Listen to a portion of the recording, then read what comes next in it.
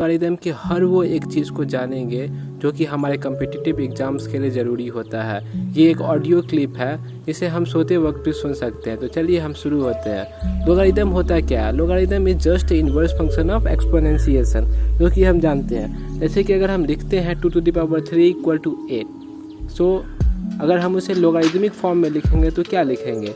log 8 to the base 2 = 3, right. तो यहाँ पे जो log 8 to the base 2 है, इसमें 8 जो है वो आर्ग्यूमेंट है और 2 जो है वो हमारा बेस है, और जो हमारा आंसर 3 आ रहा है वो हमारा एक्सपोनेंट है।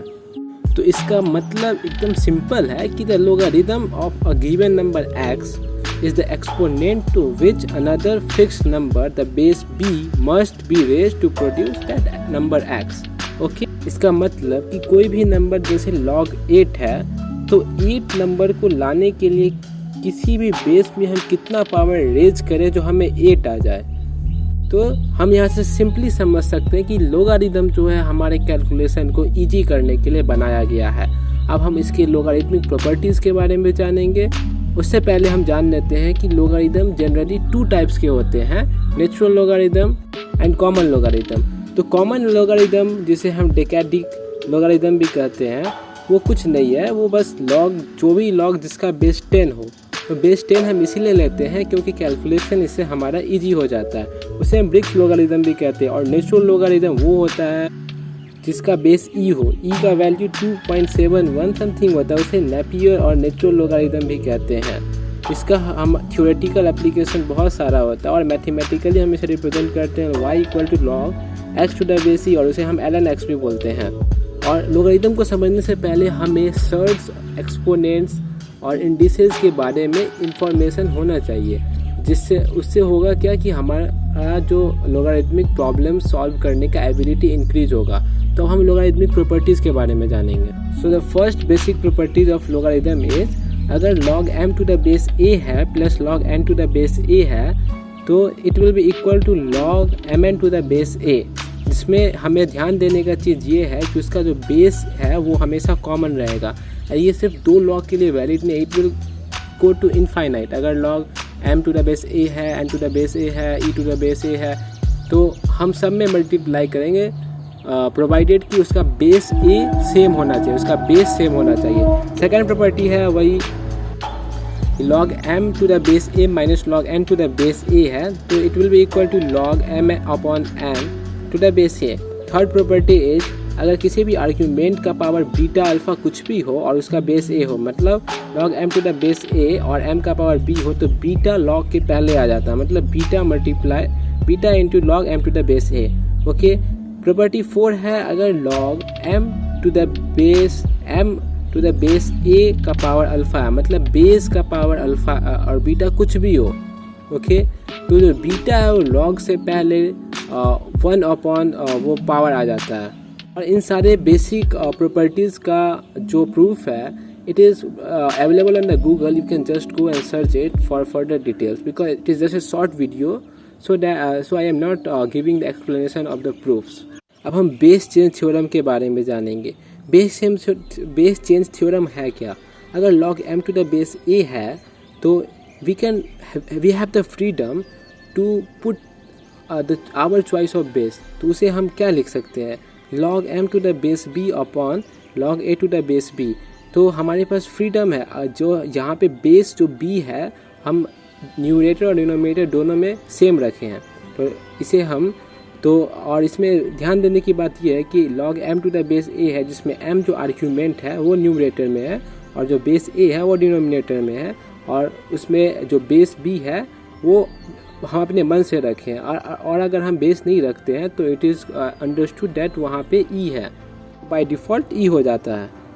ओके, जैसे अगर log m to the base b है और log a to the base b है, तो अगर b को हम हटा देते हैं तो log m/log a हो जाता है, जिसे हम ln m/ln a भी लिखते हैं। जनरली हम इस प्रॉपर्टी को तब यूज करते हैं where 2 or more logs terms are in multiplication। Okay, और जब भी 1 हो तो हम जानते हैं कि अगर आर्ग्यूमेंट और बेस सेम हो तो उसका वैल्यू 1 हो जाता है। तो इसीलिए हमारा कैलकुलेशन इजी हो, क्योंकि अगर बेस सेम होता है तो हम उसे मल्टीप्लिकेशन एडिटिव वाला लॉ भी लगा देते हैं और फिर डिवीजन वाला भी लॉ प्रॉपर्टी लगा देते हैं, जिससे कि हम we can get the answer. तो 1 जब भी हो तो we can write as log same argument upon same base. Fundamental logarithmic identity है कि अगर a का power log n to the base a है तो उसका आंसर सिर्फ n हो।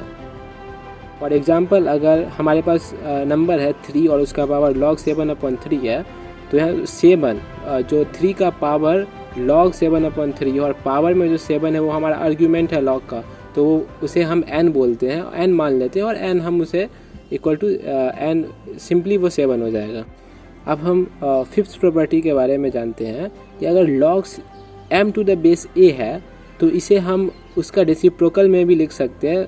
बस इसमें होता क्या है कि बेस आर्ग्यूमेंट में चेंज हो जाता है और आर्ग्यूमेंट बेस में होता है। तो log save m upon a है, तो m हमारा यहाँ पे आर्ग्यूमेंट है, तो जब इसका रेसिप्रोकल होगा तो m हमारा बेस हो जाएगा और a जो हमारा बेस है वो हमारा आर्ग्यूमेंट हो जाएगा। तो that will be equal to 1 upon log a to the base m। अब नेक्स्ट प्रॉपर्टी है अगर log a का power log c to the base b है तो हमारा जो आर्ग्यूमेंट है that can come in the place of the number, तो it will be come and the number can go to the place of argument provided कि base उसका वहाँ पे भी सेम होगा पावर का। तो log a का power log c to the power base b c to the base b है will be equal to c power log a to the base b। आगे बढ़ने से पहले हम ये समझते हैं कि कोई भी लोगारिथमिक फंक्शन या फिर इक्वेशन वैलिड कब होता है। सपोज कि अगर हमारे पास log a to the base b है तो वो वैलिड कब है, वो तभी वैलिड है जब a जो आर्ग्यूमेंट है वो हमेशा 0 से बड़ा है और जो b जो हमारा बेस है वो हमेशा 0 से बड़ा है और वो 1 के इक्वल नहीं है। और ये जो रूल है किसी भी लोगारिथमिक फंक्शन और या फिर इक्वेशन को वैलिड करने का, ये हर प्रॉपर्टीज़ में भी वैलिड है, तभी इक्वल हो सकता है, वो तभी वैलिड है। और एक जो बहुत कॉमन बहुत इंटरेस्टिंग प्रॉपर्टी है कि अगर किसी भी कोई भी नंबर का power root under log b to the base a है and is equal to, so it will be equal to log b to power root under log a to the base b। तब if 2 का power root under log 7 to base 2 है will be equal to 7 to the power log 2 base 7। अब हम समझेंगे functions के बारे में, logarithmic functions के बारे में। तो फंक्शंस f ऑफ x तब भी कब इंक्रीज होता है, जब वो x के रिस्पेक्ट में वो इंक्रीज होता है। इसका मतलब function f of x is said to be strictly increasing function if with increasing value of x f of x also increases, okay। And similarly वो डिक्रीज कब होता है, f of x डिक्रीज कब होगा, जब x इंक्रीज होगा और f of x increase नहीं होगा, ओके। मतलब f of x is simply y, okay, in the coordinate axis. तो कोई भी लोगारिथमिक फंक्शन वैलिड कब होता है एंड लोगारिथमिक फंक्शन है क्या। कोई भी फंक्शन जो real number positive real number है f of x is equal to log x to the base a and x जो है वो 0 टू इन्फिनिटी के बीच में है। मतलब x is greater than 0 and less than infinity and a is a positive real number other than 1 is known as a logarithmic function. यहाँ पे a क्या है, a हमारा बेस है।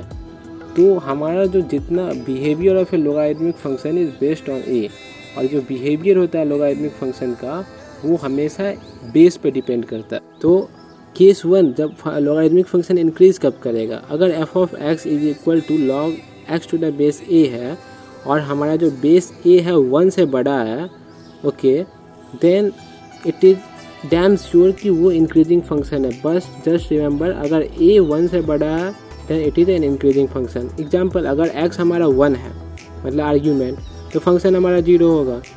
अगर x हमारा 2 है तो फंक्शन हमारा 1 होगा। 4 है तो 2 होगा f ऑफ x, क्यों, क्योंकि 2 टू द पावर 2 तो 2 log से पहले आ जाता है।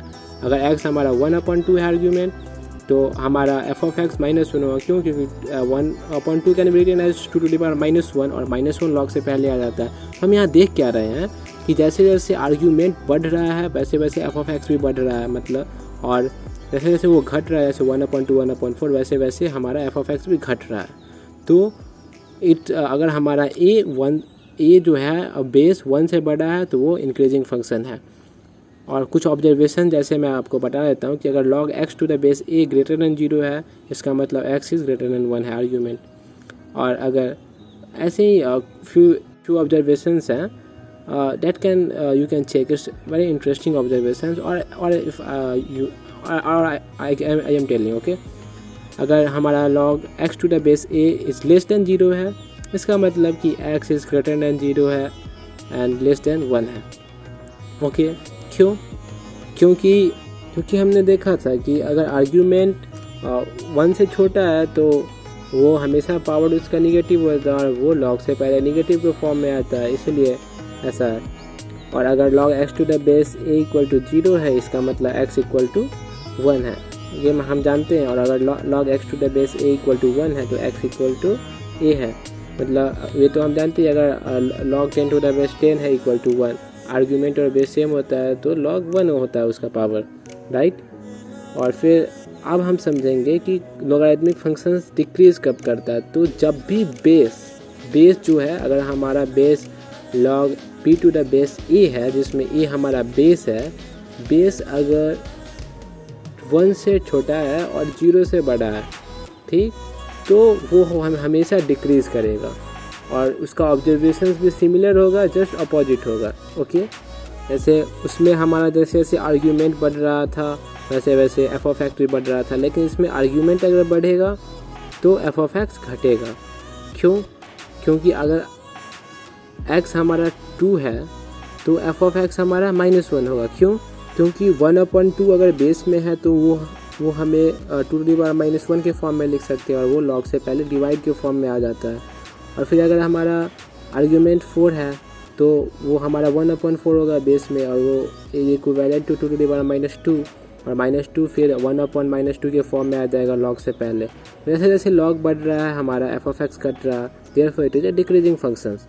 तो हम नोट करने की बात ये है कि सिंपल कि अगर आर्ग्यूमेंट 0 और 1 के बीच में है तो it is strictly decreasing function, and argument base अगर 0 और 1 के बीच में है it is strictly decreasing function, और अगर बेस 1 से बड़ा है तो it is strictly increasing function. Now हम कैरेक्टरिस्टिक और मेंटिसा के बारे में जानेंगे। तो logarithm of a real number consist of 2 parts, एक तो होता है इंटीग्रल पार्ट और एक होता है फ्रैक्शनल पार्ट। मतलब अगर log n to the base a है then it consist of integral and fractional part both. तो इंटीग्रल पार्ट जो होता है वो कैरेक्टरिस्टिक होता है और फ्रैक्शनल पार्ट वो मेंटिसा होता है। और कोई भी suppose log 34.56 to the power 10 है, उसका आंसर 1.56789 है, देन 1 जो इंटीग्रल पार्ट है वो कैरेक्टरिस्टिक्स है एंड जो डेसिमल पार्ट है वो हमारा मेंटिसा है। हमेशा फ्रैक्शनल पार्ट 0 से बड़ा होगा और इक्वल होगा और 1 से छोटा होगा, and the integral part is going to be a integer.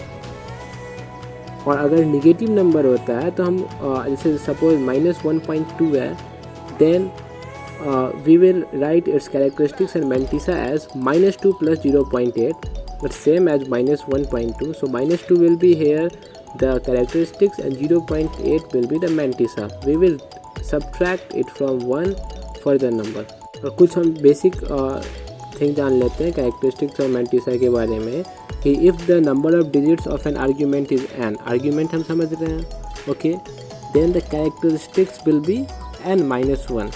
Okay, अगर हमारा आर्ग्यूमेंट 34 है means log 34 to the base 10 है, हेयर कुछ का वैल्यू 1.76 है, ओके, देन उसका जो कैरेक्टरिस्टिक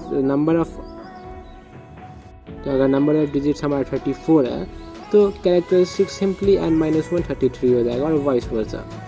और नंबर ऑफ जीरोज क्या होता है कि number of zeros after a decimal, okay, and before a significant digit. मतलब अगर 1.0001 है तो 0.0011 जो सिग्निफिकेंट डिजिट से पहले 3 जीरो हैं और डेसिमल के बाद जो 3 जीरो है, मतलब ओवरऑल 3 पॉइंट के बाद 3 जीरो और 1 से पहले भी 3 zero, okay. So is equal to the characteristics +1। तो अगर नंबर ऑफ जीरोज़ हमें फाइंड करना हो, अगर हमें कैरेक्टरिस्टिक्स पता हो, तो हम क्या उतना कैरेक्टरिस्टिक्स प्लस 1 कर देते हैं। अब हम जानेंगे कि लोगारिथमिक इनइक्वालिटीज़ को कैसे सॉल्व करते हैं। तो उससे पहले हमें पता है, हम जानते हैं कि बेस जो है शुड बी हमेशा greater than 0 and it is not going to be equal to 1, और जो हमारा आर्ग्यूमेंट है वो हमेशा 0 से बड़ा होगा, राइट। तो इसी प्रॉपर्टी को यूज़ करते हुए हम लोगारिथमिक इनइक्वालिटी सॉल्व करते हैं। सबसे पहले तो हम domain that is all permissible value of x जो होता है वो चेक करें। अगर बेस हमारा ग्रेटर देन 0 है and base is not equal to 1, argument is greater than 0, तब हम चेक करेंगे for the values of base कि बेस हमारा ग्रेटर देन 1 है और बेस अगर हमारा 0 और बेस अगर बिलोंग्स 0 और 1 के बीच में, ओके। तो हम ये जानते हैं अगर ये दोनों कंडीशंस है, अगर ग्रेटर देन 1 है बेस तो वो हमेशा इंक्रीजिंग फंक्शन है, लोगारिथमिक फंक्शन इंक्रीज कर रहा है, और अगर इंक्रीज करेगा तो हम इनइक्वालिटीज़ का साइन रिवर्स चेंज नहीं करेंगे। और अगर बेस हमारा 0 और 1 के बीच में है तो वो डिक्रीजिंग फंक्शन है और हम उसका साइन ऑफ इनइक्वालिटी चेंज कर देंगे। तो यहाँ ख़त्म होता है हमारा लोगारिथमिक चैप्टर। ये टोटल कंसेप्ट जो मैंने डिस्कस किया है वो आपको एक बार बुक में भी एक बार रीडिंग भी करना होगा, और ये जस्ट उन बच्चों के लिए है जो ऑलरेडी जानते हैं। They can just here and can revise just by listening when they are sleeping, or just or they can just hear it. It will be beneficial to them and they can just gather all that memories that they had while they were reading it the first time. तो बहुत बहुत धन्यवाद हमसे जुड़ने के लिए, इस audio को सुनने के लिए और यहाँ से सीखने के लिए। अगर आपको पसंद आया हो तो वीडियोस को लाइक करें, अगर आपको कुछ इसमें से सुधार चाहिए तो कमेंट करें और चैनल को सब्सक्राइब करें। धन्यवाद।